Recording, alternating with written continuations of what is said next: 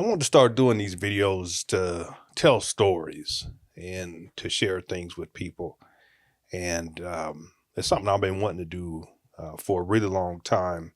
It's just hard sometimes because one of the challenges in my life has been uh, trying to be um, one thing, to be as kind to people as possible, but then also having another side to me that's I don't play no games, if you guys catch my drift.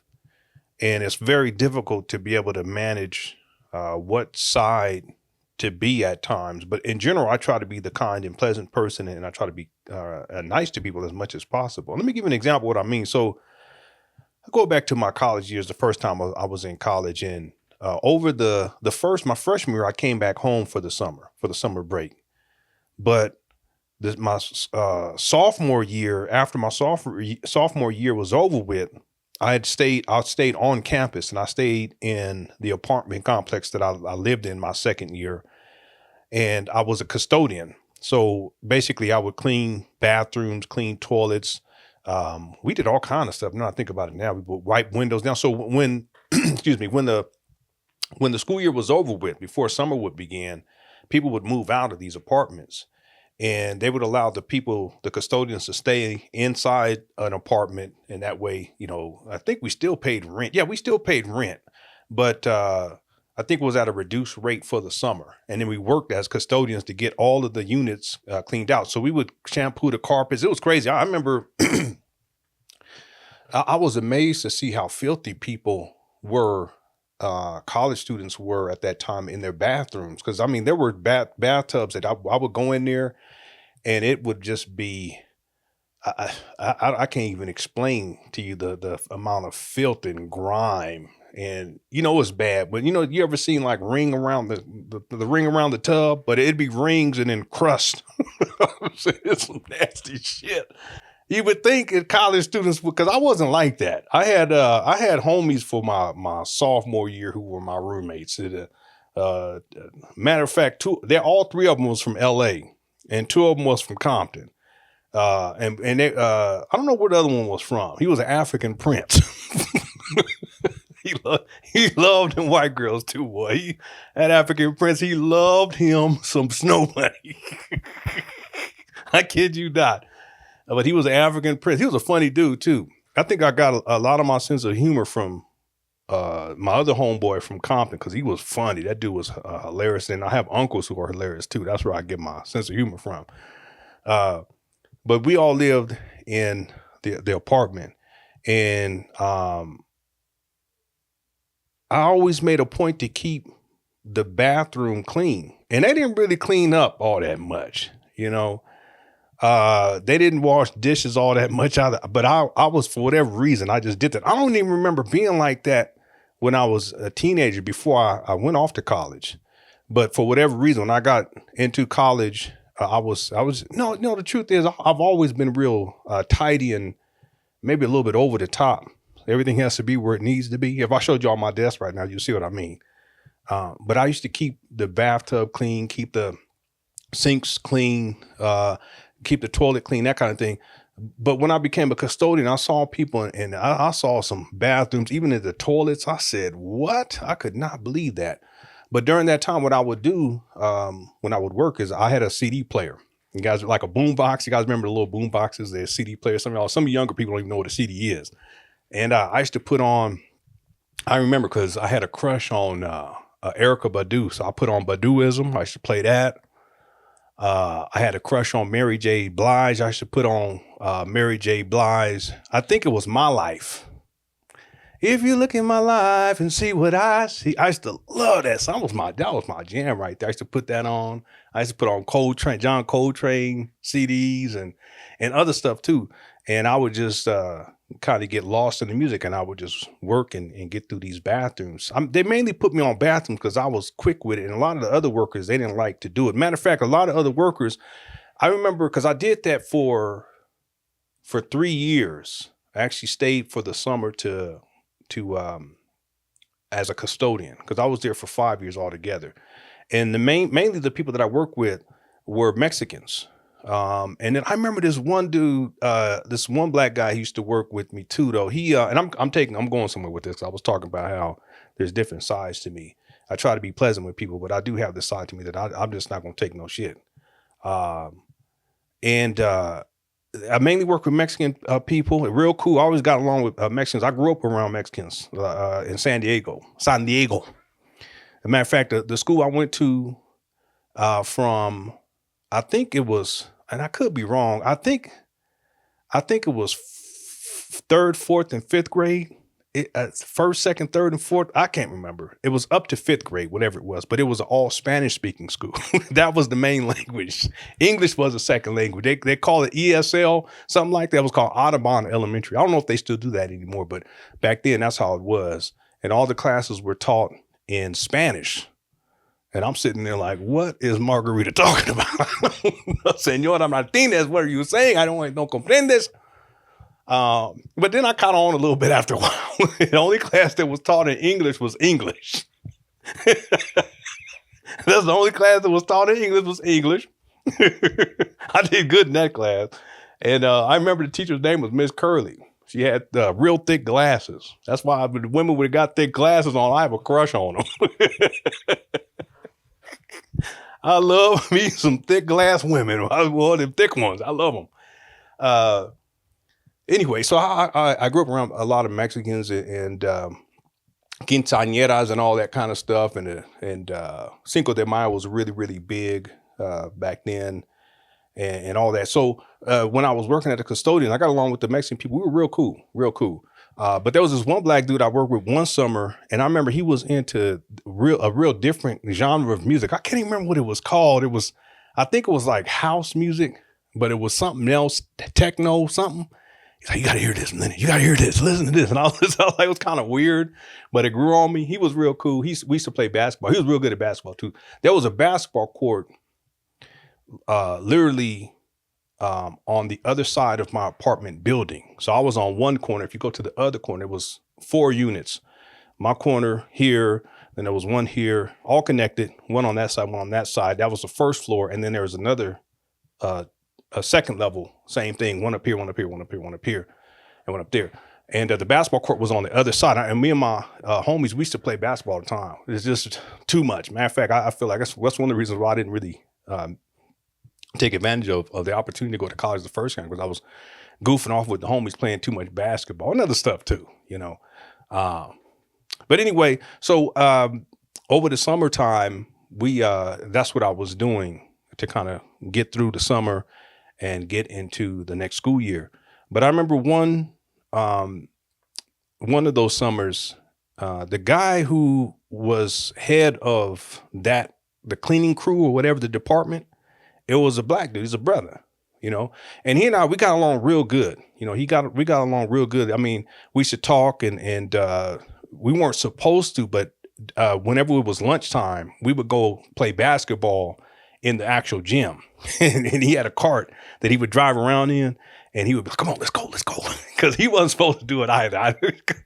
And he wasn't even supposed to be doing that. And so I would jump on and we would drive over. It would probably take us about 5 minutes to get to the gym on a golf cart. We'd be driving fast, and we get in there, we play a couple of games, and then we get back on it and come back to work. And sometimes we'd come back late. So we was real cool. Like he and I, we was real cool. But I remember one time, because I tend to go along with things and I'm real cool and peaceful. But I remember at one point he started treating people poorly. And just talking to people crazy, and not to me. You know, I think part of it was he was like, okay, it's a black dude, you know, and you know, he wasn't that much older than. No, he was older than me. See, at that time I was probably 19, maybe 20. I would think that he was probably 30, 33, 34, somewhere around there. But he started treating people real bad and just talking shit. That's the thing. Just, you know, and talking to the Mexican homies too, just like, you know, just talking shit. And just being rude about it. And I don't know what he was dealing with or whatever, but at a certain point, it got to the point where it was messing with people's self-esteem. And then we would talk about it, you know, as a group when he wasn't around, and the morale got really, really low, and people, you know, didn't want to come to work and that kind of thing. And I remember one time he was talking all this shit and just going off on everybody. You know, you guys are doing this and you shouldn't be doing that. And you slow and this is, you all lazy and blah. That's not how you talk to employees, especially, you know, if you want to keep them motivated. And I remember I said something like, yeah, but you shouldn't be talking to people like that. He's like, what are you talking about? Such and such and such and such. And he was going off a little bit. Then he said, I'm hep. And that's a trigger for me because that's something my dad used to say. You know, and for whatever reason, to hear a black man talking all and just demeaning people and then saying that phrase, I just was like, you know, I ain't putting up with this. And I said, man, fuck you. Because I'm always real peaceful. You should have seen how all of the everyone that went there, they just was shocked. They were like, the Mexicans was like, what? Did Lenon just? And I went off. I can't even remember everything I said to him, but he just stood there and he was looking at me like, what? You talking to people? You coming in here talking all this shit? Don't nobody want to hear it, man. Fuck you. And I stormed out. I went off on him for a while too. He didn't say nothing because he didn't expect that. Because I tend to be real peaceful and I go along. But when this person is wrong, they wrong. And I remember I stormed out and I went to my apartment and I went in and I was just so upset. You know, I was just mad. I was tired of him talking all of this, but the trigger was him saying I'm hip. I was like, you know, he's talking and now he's trying to sound like my daddy and shit. I said, nah, fuck that. And I remember I got me something to drink and then I just got into bed and I laid down. I just went to sleep. You know, I remember at a certain point, because I was the only person living in that apartment. It was just me. And then the following year, my roommates came back. At least some of them came back from the previous year. And I remember my boss, I heard his cart pull up, you know, the golf cart. I heard it pull up. I was like, oh, here we go. He gonna come in here trying to talk about it, you know, and he was knocking on the door. Hey, Lenon, are you there? Lenon, you there? I didn't say that. I just stayed in the bed. You know, I just didn't say that. I was just so mad. And because it had been going on for a while. I mean, him talking, just being real mean to people. Whatever he was going with, I get it. But, you know, if you're the boss, you got to conduct yourself in a particular type of way. And this guy, he had the nerve to take out his master key because he has a master key. Sometimes I would have to have the master key too. Like if he wasn't there or if he needed me to do something, he would ask me to go do it. And so he had a master key. He probably shouldn't have given it to me. But I only had it every once in a while. But he took out his master key and he unlocked my apartment door and he walked in. He was looking around. Lenon, you here? Lenon, you here? And I was in my bed, but it was like, it's weird because in college it's not like there's a lot of space. So it was a bunk bed.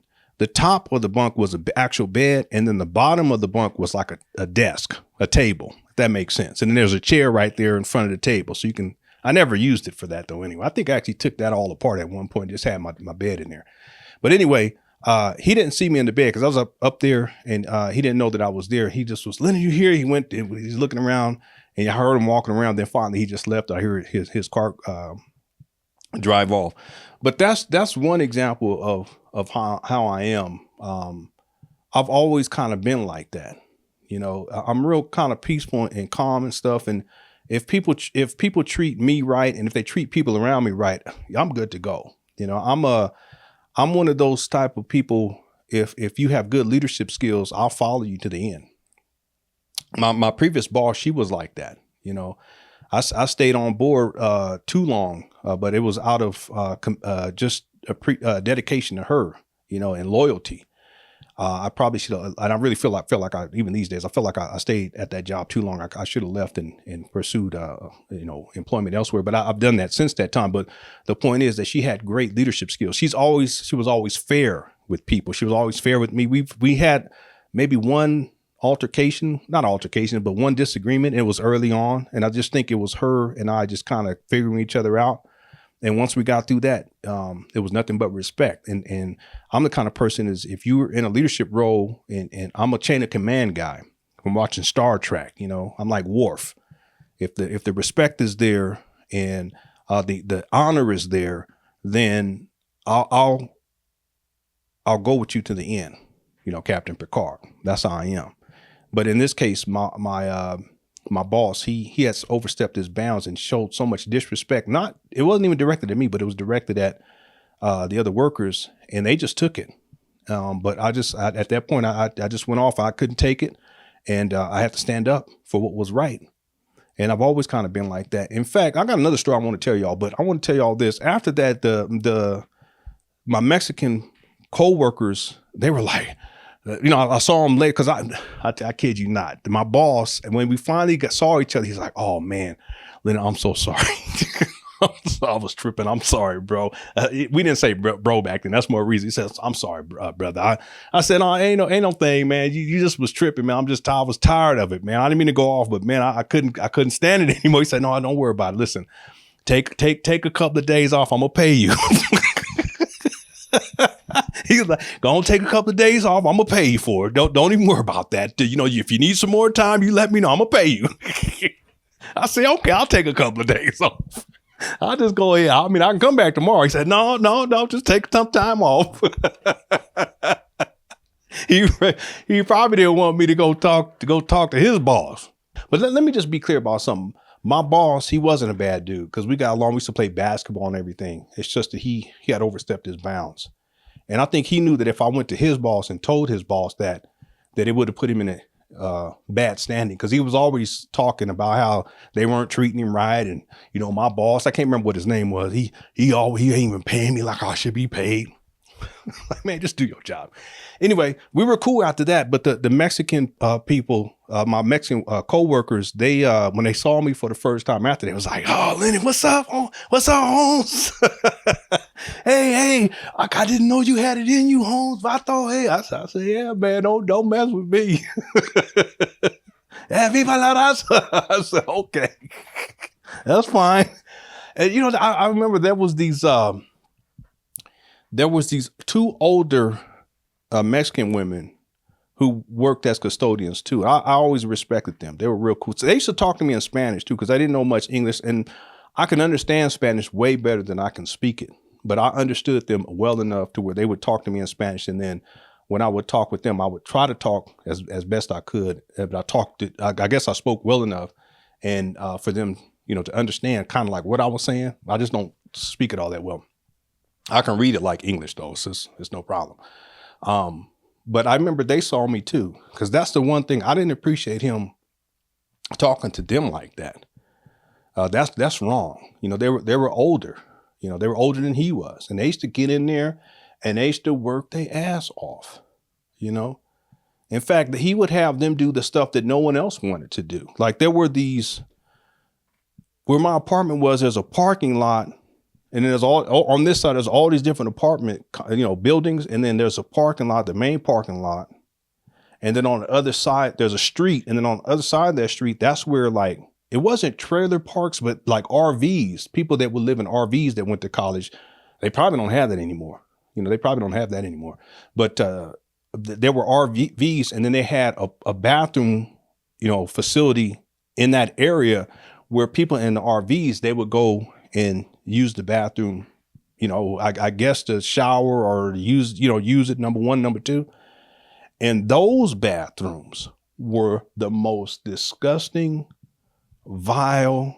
It was, and no one wanted to, I didn't even want to do it, but they would go and do it. And he would tell them to do it, and they would go and that's why I've always had a lot of respect for Mexican people. I grew up around them, a lot of respect for Mexican people. And that's another reason why I went off, because he was talking mess and talking all that mess. And he was directing some of that towards these older Mexican women. And they were the best workers out of everybody, in my opinion. A lot of wonderful memories. I remember the Mexican homies, they used to call me Vato